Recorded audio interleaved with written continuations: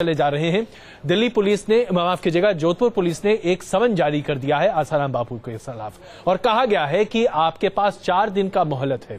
72 घंटे अभी भी बाकी हैं जिसमें आसाराम अपने आप को पुलिस के सामने रख सकते हैं ताकि उनसे पूछताछ की जा सके। अब यही सवाल हम बार बार उठा रहे हैं, क्या यही कानून का कायदा बाकी अन्य बलात्कार के तथाकथित आरोपियों पर लगाया जाएगा?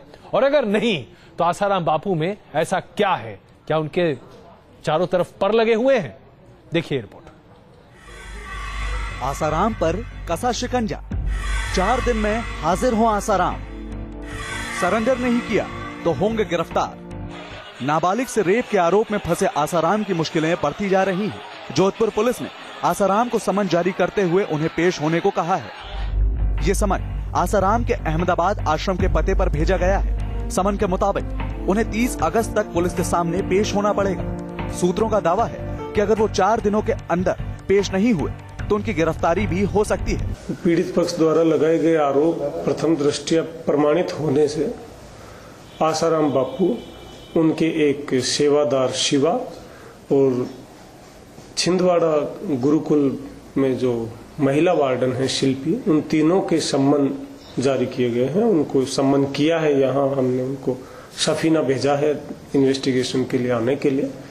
30 अगस्त और उससे पूर्व किसी भी समय इन्वेस्टिगेटिंग ऑफिसर के समक्ष पेश होने के लिए उनको कहा गया। इसके पहले इंदौर में प्रवचन कर रहे आसाराम ने पुलिस को गिरफ्तार करने की खुली चुनौती दी थी। हालांकि आसाराम ने नाबालिग से रेप के आरोपों पर सफाई भी दी थी और पीड़ित को अपनी बेटी जैसा बताया। वो कन्या मेरी तोती लगी, उसकी माँ मेरी शिष्य। अब वो कन्या मेरी पोती लगी, उसका बाप मेरा चेला। क्या है, धोती हुई। लेकिन इन सफाइयों के उलट अब पुलिस ने आसाराम पर अपना शिकंजा कसना शुरू कर दिया है। अब देखना होगा कि समन के बाद आसाराम पुलिस के सामने 30 अगस्त तक पेश होते हैं या नहीं। हालांकि पुलिस की तरफ से अभी तक ये साफ नहीं है कि अगर आसाराम तय सीमा पर पूछताछ के लिए हाजिर नहीं हुए तो पुलिस उन्हें गिरफ्तार करेगी या नहीं।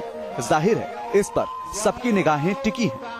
राजस्थान की गहलोत सरकार पर सवाल उठ रहे हैं कि आखिरकार कौन बचा रहा है आसाराम बापू को, क्योंकि जोधपुर पुलिस सिर्फ समन देकर संतोष मान रही है। अहमदाबाद से हितल खत्री के साथ पूराव पटेल, न्यूज नेशन। अलका जी, हम आपसे ये जानना चाहेंगे, दिल्ली में निर्भया के साथ बलात्कार का मामला होता है, दिल्ली में प्रदर्शन होते हैं, कोहराम सा मच जाता है और उसके बाद एक नाबालिग लड़की के साथ बलात्कार की बातें कही जाती हैं, आरोप लगाती है और खुद वो लड़की जाकर पुलिस स्टेशन में ये केस दर्ज भी कराती है। इसके बावजूद कोई व्यक्ति सड़क पर आता हुआ दिखाई तक नहीं देता। और दूसरा पहलू ये कि गहलोत सरकार के बारे में कांग्रेस पार्टी के किसी भी वरिष्ठ नेता का कोई बयान सामने नहीं आता।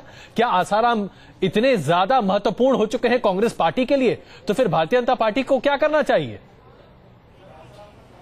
ये देखिए, भारतीय जनता पार्टी को क्या करना चाहिए वही तो कर रहे हैं कि उमा भारती जी जो है वो राजनीति करते हैं, राहुल जी और सोनिया गांधी जी फंसाना चाहते हैं, आसाराम बापू को बदनाम करना चाहते हैं, ये आरोप लगते हैं। वसुंधरा राजे चुप्पी साधे रहती हैं। कांग्रेस को बिल्कुल, मैं कहूंगी कांग्रेस की अशोक गहलोत सरकार को एक कदम आगे बढ़कर अपनी जिम्मेदारी, अपना फर्ज निभाते हुए, और मैं ये भी कहूंगी एक कदम और कि वहां के जो पुलिस है, मिस्टर लांबा डीसीपी जो है, उनसे मैं कहूंगी ईमानदारी के साथ, एक ईमानदार पुलिस अधिकारी के तौर पर कानून के तहत बिना किसी राजनीतिक दबाव में आए, बिना किसी की परवाह किए हुए, जो एक आम अपराधी के साथ जो होना चाहिए वो उन्हें करना चाहिए। भूल जाइए कि जिस तरह से दुर्गा शक्ति के साथ कुछ भी हुआ है उसी तरह आपके साथ भी होगा, तो हो जाने दीजिए कुर्बान, लेकिन सच्चाई, ईमानदारी के ऑफिसर को भी आगे बढ़कर मुझे लगता है देश और जनता के सामने लाना चाहिए। इसमें कोई दो राय नहीं। लोग चोला पहन लेते हैं, लोग चोला पहन लेते हैं, उनके बहुत सारे अनुयायी हो जाते हैं जिसका वो डर और खौफ हमें दिखाते हैं कि अगर हमें गिरफ्तार किया तो लोग हम सड़कों पर आ जाएंगे। जैसे आसाराम बापू जी के लिए दिखाया जा रहा है कि उनके अनुयायी हैं जिनमें आज भी वो 11 दिन के बाद भी भाषण और प्रवचन दे रहे हैं और लोग तालियां बांध रहे हैं, बाबा जी में विश्वास किए हुए हैं। तो यही सबसे बड़ा दुख है कि बलात्कार के ऊपर भी एक बच्ची, और मुझे अगर वो दिल्ली में आकर रिपोर्ट नहीं करती तो भूल जाइए उसका केस अन्य बलात्कारों की तरह ही लेकिन अलका जी, दब के रह जाता। जिस स्वर में आपने अशोक गहलोत सरकार के खिलाफ बातें कही हैं, हम आपको बता दें कि अभी तक कांग्रेस के किसी वरिष्ठ नेता ने कम से कम अशोक गहलोत के खिलाफ नहीं कह रही हूँ, नहीं, लेकिन जो आप नसीहत भी दे रही हैं, मांग कर रही हूँ एक पीड़ित नाबालिग लड़की यही तो बात है अलका जी, न्याय के लिए यही तो बात है अलका जी कि आज सोनिया गांधी कहाँ हैं? आज वो तमाम कांग्रेस के नेता कहां हैं जो निर्भया के मामले में एयरपोर्ट तक जाते हुए दिखाई देते थे? सोनिया जी निर्भया के मामले में बोली थी, लेकिन आज कहां है? सरकार बोली थी क्योंकि वो केंद्र के अंडर लॉ एंड ऑर्डर आता था। आज उन्होंने, शिंदे साहब ने भी कहा है कि ये स्टेट का लॉ एंड ऑर्डर मामला है। जब तक सदन में चीजें नहीं उठती हैं, यही अफसोसजनक बात है कि हम यहाँ पर पार्टी पॉलिटिक्स। केंद्र सरकार अगर उन्हें नहीं माफ कीजिएगा तो उन्हें रोक भी नहीं, अलका जी माफ कीजिएगा, यहाँ सिर्फ केंद्र और राज्य सरकार का मसला नहीं है। अशोक गहलोत कांग्रेस पार्टी के वरिष्ठ नेता हैं, उन्हें बातें कही जा सकती हैं, समझाई जा सकती हैं, और कांग्रेस पार्टी की अध्यक्षा हैं सोनिया गांधी। मैं तो कहती हूं क्या वो चीजें नहीं कह सकती थी?